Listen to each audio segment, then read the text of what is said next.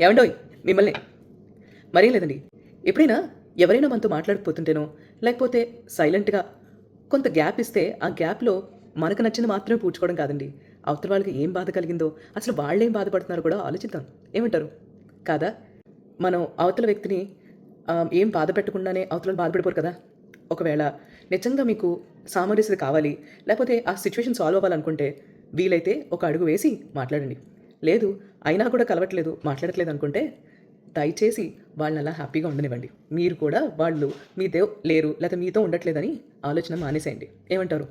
చాలామంది, చాలామంది ఈ రోజుల్లో కూడా రెండో వైపు కాయిన్‌కి రెండో సైడ్ ఏముండుంటది అని ఆలోచించడానికి, బుర్ర పెట్టడానికి టైం దొరకట్లేదు. అలాంటప్పుడు బాధపడడానికి టైం ఎందుకు దొరుకుతుంది? కదా! బాధపడడమే మనం చేస్తున్న తప్పేమో. ఆ భగవంతుడి మీద ధ్యాస పెట్టి నిజంగానే ఆయన్ని కాళ్ళ మీద పడి చక్కగా వేడుకుందాం. బుర్రలో ఎటువంటి ఆలోచనలు రాకుండా మన కుటుంబం కోసం, మన చుట్టూతో ఉన్న వాళ్ళ మంచి కోసం మాత్రమే పోరాడదామని. ఏమంటారు? ఆలోచించండి, అంతా బావుంటది.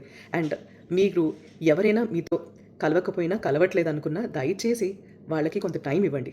అండ్ ఆ టైం తర్వాత కూడా వాళ్ళు అలాగే ఉంటే బహుశా మనలో కూడా ఏదన్నా ప్రాబ్లమ్ వచ్చుండొచ్చు. రిజాల్వ్ చేయడానికి ట్రై చేయండి. అది అవ్వకపోతే ఇట్స్ ఓకే. ప్రపంచంలో అందరికీ మనం నచ్చాలని రూల్ లేదు.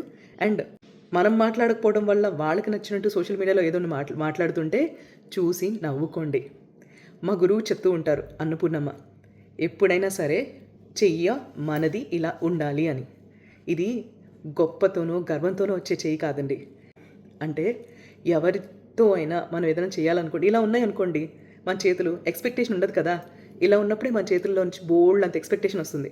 కాదంటారా? అలా మా గురువు చెప్పేది ఒకే ఒక్క మాట, మీ చేతులు ఎప్పుడు నలుగురిని ప్రేమించాలి, నలుగురిని అభిమానించాలి, వీళ్ళు వాళ్ళు అని తారతమ్యం ఉండకూడదు. ముందు మనం ఆలోచనలు మంచిగా ఉండాలి, మనం చేసే పనులు బాగుండాలి. అండ్ రిటర్న్స్ అనేవి మెనీ టైమ్స్ ఎప్పుడు భగవంతుడు ఇస్తూ ఉంటాడండి. మనం చేసిన వాళ్ళ ద్వారా రాకపోవచ్చు, ఇంకెవరో ద్వారా తప్పకుండా వస్తుంది. అలా అని అవి కూడా ఆశించి చేయకండి. అలా అని చేయడం కూడా మానేయకండి. అర్థమవుతుంది కదూ? దయచేసి మనకి చాలామంది గైడెన్స్ ఇవ్వడానికి ప్రయత్నిస్తారు. మేము నేర్చుకున్న గైడెన్స్, మా అన్నపూర్ణమ్మ మాకు నేర్పిస్తున్న గైడెన్స్ని మీకు చెప్పాలని ప్రయత్నం చేస్తున్నాను. సో నేను కూడా తప్పులు చేస్తూనే ఉంటాం. ఎందుకంటే మన బుద్ధి, మా స్నేహితురాలు ఒక ఆవిడ చెప్తున్నట్టు, మంకీస్ మైండ్, కోతి బుద్ధి అన్నది ఒకటి ఉంటుంది చూడండి. అప్పుడప్పుడు ఇలా వచ్చి తారసపడుతూ అలా అలా మన మైండ్లో తప్పులు డొల్లేలా చేస్తూనే ఉంటుంది. కానీ దాని నుంచి మనం బయటపడుతూ వస్తూ ఉంటే, మన ధ్యాస భగవంతుడి మీద పరిగెడుతూ ఉంటే అన్నీ సెట్ అవుతాయి. నేను ఫాలో అయ్యి మీకు నమ్ముతూ చెప్తున్నాను, అంత మంచి జరుగుతుంది, అందరూ బాగుంటారు. నమ్ముతూ చెప్తున్నాను, అంత మంచి జరుగుతుంది, అందరూ బాగుంటారు. లోకా సమస్త సుఖినో భవంతు. నమస్తే.